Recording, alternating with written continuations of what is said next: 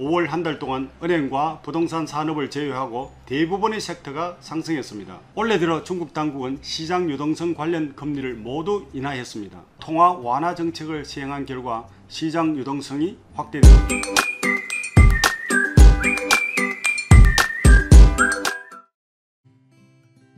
안녕하십니까, 이규업 중국 주식TV입니다. 연초 이후 중국 증시는 코로나 재확산에 대한 우려로 낙폭이 심했습니다. 5월 들어 생산 재개와 물류 이동이 시작되면서 중국 증시가 반등세에 진입했습니다. 이번 영상과 다음 영상에서 중국 증시의 반등 이유, 전망 및 앞으로 주목할 만한 산업과 종목에 대해 살펴보겠습니다. 중국 증시는 올해 들어 러시아 우크라이나 전쟁, 미 연준 금리 인상, 그리고 코로나 재확산에 대한 우려 등의 이유로 하락세에 접어들기 시작했습니다. 올해 초 3600선에서 움직이던 상하이 종합지수는 4월 27일 2020년 코로나 사태 이후 최저점인 2863까지 하락했습니다. 6월 들어 미 연준의 자이언트 스텝 현실화, 상하이 일부 생산 재개와 정부의 대규모 부양책 발표 등의 호재로 인해 상하이 종합지수는 반등을 시작했습니다. 5월 중순 3100에서 지난주 16일에는 3285로 상승했습니다. 중국 주요 지수의 등락률을 보면 이번 반등 시기에 대형주보다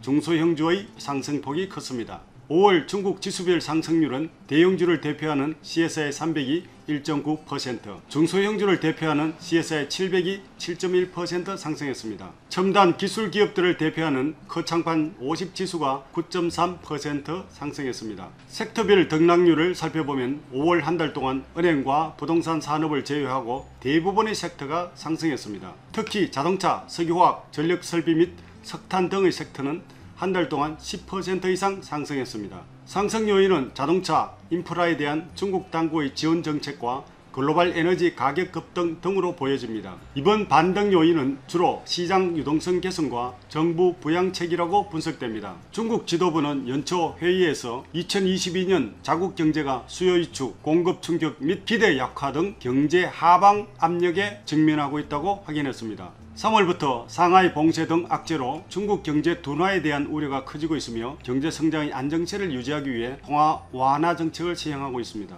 올해 들어 중국 당국은 시장 유동성 관련 금리를 모두 인하했습니다. 지표별 인하폭을 보면 연초부터 6월 10일까지 지급 준비율은 25bp, 정책금리인 중기 유동성 지원 창구 금리는 10bp, 사실상 기준금리인 대출 우대 금리 1년물은 10bp, 5년물은 20bp 하락했습니다. 부동산 산업 리스크를 해소하기 위해 중국 당국은 생애 첫 주택담보대출 금리 하한선을 20bp 낮춘 4.25%로 조정했습니다. 이는 최근 10년 동안 최저치입니다. 지속적으로 통화 완화 정책을 시행한 결과 시장 유동성이 확대되었습니다. 5월 중국 M2는 전년 동기 대비 11.1% 증가하여 올해 최고치를 기록했습니다. 일반적으로 M2 증가율이 GDP 증가율보다 크면 자산 가격이 상승합니다. 과거 이러한 현상이 나타났을 때 중국 부동산 가격이 급등한 바 있지만 현재는 집은 거주 개념이지 투기 대상이 아니다. 황주 후차오라는 엄정한 부동산 규제 정책이 유지되는 상황에서 초과 유동성은 주식시장에 진입할 것으로 예상됩니다. 원래 미 연준 금리 인상으로 중국 주식시장에 이탈한 외국인 자금은 5월부터 다시 중국으로 유입되고 있는 것으로 나타납니다. 북창 자금은 5월 한 달 동안 168.7억 위안 유입되었으며 6월 들어 순유입 규모가 커지면서 6월 15일까지 누적 유입액이 438.8억 위안에 달합니다.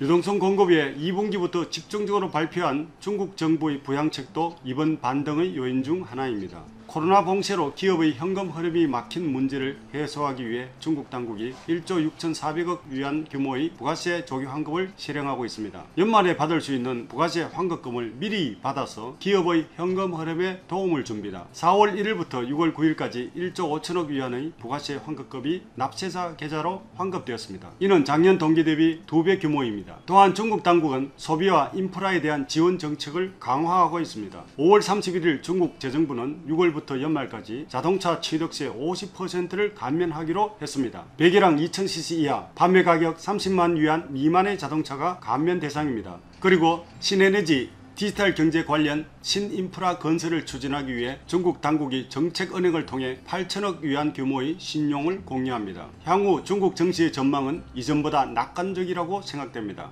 현재 시장 유동성이 충분한 상황에서 은행 간 금리와 이재 상품 수익률이 하락 중입니다. 이는 A주 밸류에이션 평가의 긍정적 요인입니다. 현재 중국 주요 지수의 밸류에이션이 여전히 낮다고 분석됩니다. 하반기 중국 정부의 부양책이 실행되면서 중국 경제는 완만한 회복 국면에 진입할 것으로 보여집니다.